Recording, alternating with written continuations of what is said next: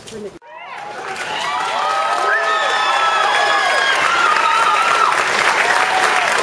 evening, everyone. Very nice to see you.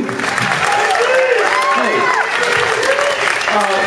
you will find quite often that I speak with a disturbing lack of irony. And that, I say something like, "Oh, you're sucking up to me." No, I mean it. And just before anything, truly, I guess a bit of an apology in that I've never really heard of Grants Pass, Oregon, and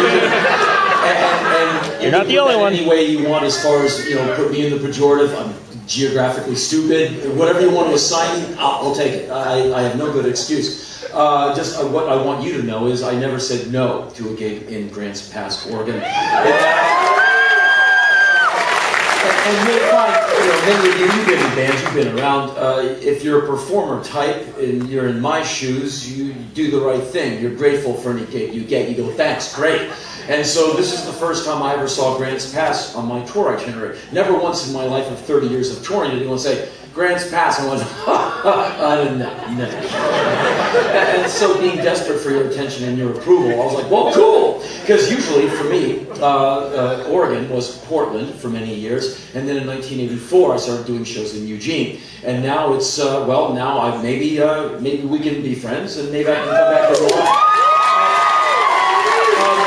I've been spending a bit of time backstage, which is kind of, I think this venue, wonderful as it is, I think they kind of screwed up in that.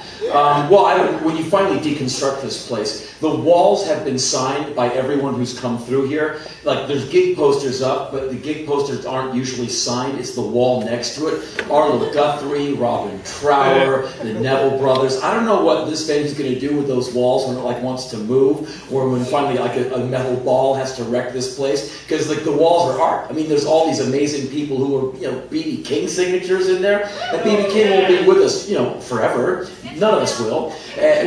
Musically, you're absolutely right, man. But I'm just saying, how are you going to preserve that? Many years ago, believe it or not, it's a crazy alliance. I've been friends for 150 years with a guy named David Lee Roth. The guy, that guy. And you probably don't know him. He's ridiculously smart. His whole family are a bunch of brainiacs. He's a black belt. He's multilingual, well-read, well-traveled, etc.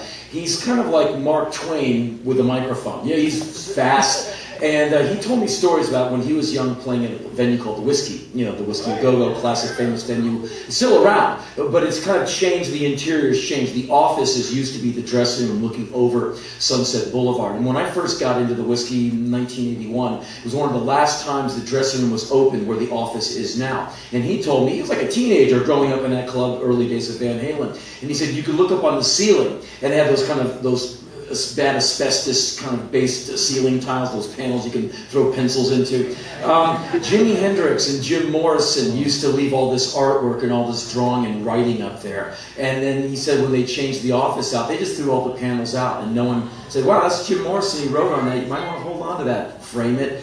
I'll take it, I'll take that from you right now for free. That would do very well for me, but I just hope this venue does the right thing. One time a buddy of mine, his name is John Doe, he's in a band called X. He lived in a house that Charles Bukowski wrote a lot of his books in. Bukowski, used to do a lot of sketches of himself, characters of a drunk Bukowski with a huge nose and stars over his head in a wine bottle. He would just graffiti all over the walls, and John Doe moved into that place. And he asked Bukowski about it. Was he really respectful, classic John Doe? Excuse me, Mr. Bukowski, I moved into your old house. I think Bukowski just went, fuck off. He just didn't want to know anything about it. Why am I telling you? You know what? There's a lot of things that I'm going to tell you. Here's just a few things that have nothing to do with anything else. So I must tell you. I feel compelled to tell you.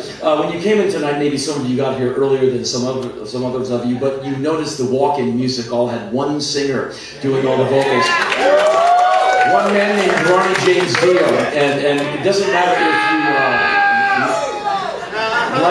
you the Dio or not, you must respect the Dio. Because the Dio gave the world of metal music, like his great voice, decade after decade after decade. And in a way, he's kind of rock royalty, in that a lot of people have a lot of nice things to say about him, because he survived like the 60s, the 70s. He made meaningful records. I'm one of those guys. I have all of them. I think I'm quite the fan. And he ended his days doing his thing in a band called Heaven and Hell, which is a couple of members of Black Sabbath, kind of a member of Black Sabbath, and Dio. Basically, it was the Heaven and Hell, the Mob Rules lineup of Black Sabbath. They went out and did a few world tours. They recorded a great album called The Devil You Know. Came out about a year and a half ago. And then about 2 weeks and a couple of days ago, at age 67, Ronnie James Dio passed away. That afternoon, I made the CDR of the walk-in music, so everyone coming in night after night could remember the great vocal tones of Ronnie James Dio.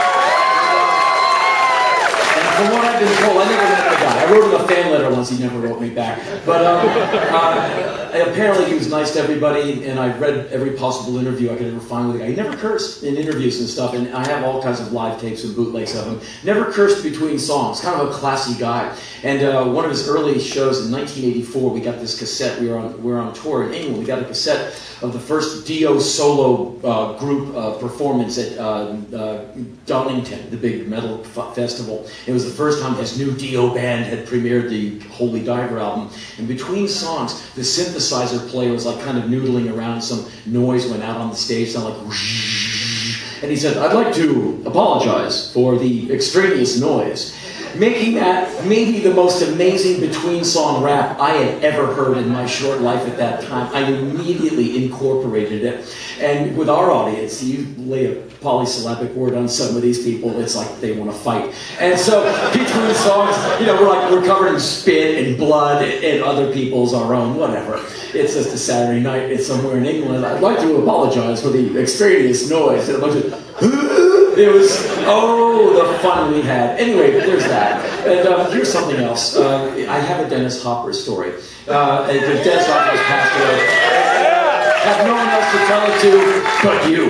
Dennis Hopper, the great actor, everyone's a fan. You can't not be a fan of Dennis Hopper because he's a true American maniac. And you remember him like Blue Velvet, Apocalypse Now, Easy Rider, on and on and on. He was always like to the wall, you know, really intense. And many, many years ago, about 1990, in Southern California, I think at an art gallery in Santa Monica, the great Captain Beefheart, the amazing musician, Captain Beefheart, who not only is a great band leader, lyricist, poet, and he's also a sketch artist, draws in watercolor, and they had an art gallery stuffed full of his art. And we all went to go see that, and apparently Captain Beefheart's going to be there, so we're like, we want to go see the artwork, we want to see the man. And so me and my pal Joe Cole, he's dead now, but me and my buddy Joe, we went to this gallery, and there's all these watercolors all over the wall, and they're pretty trippy, they're amazing.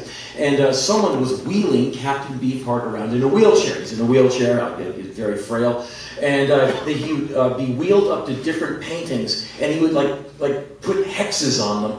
He would do like, and we would just kind of follow him as he hexed different paintings all over the gallery. It's kind of trail behind this person wheeling Captain Beefheart around, and that's kind of how we saw the art, was kind of following him as he did whatever he was doing to these. He was amazing. A great night. And so we leave, and we're milling around, me and my pal Joe, on the sidewalk in front of the gallery, just watching people come in and out. And we're standing there with Matt Groening, the guy who does all the Simpsons stuff.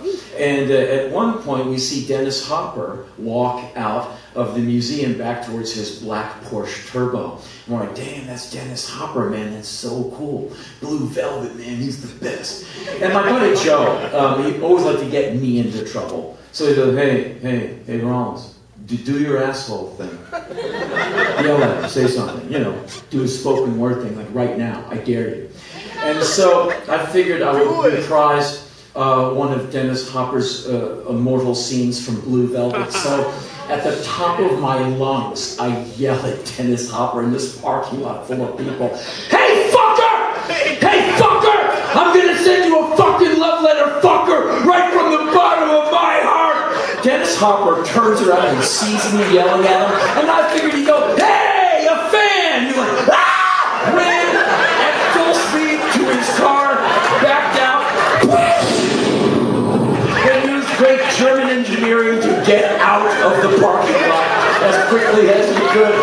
And Matt Groening was so completely completely unimpressed. Kind of like, wow, what a dick you are. That's my Dennis Hopper story. There's that. So look, you and I are,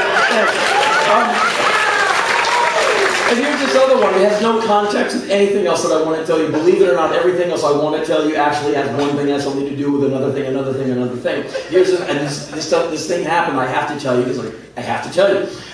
There's this girl I know. Well, she's a woman now, and that we're both hurtling towards 50. I'm a little closer to 50. I'm 49. She's probably 40-something.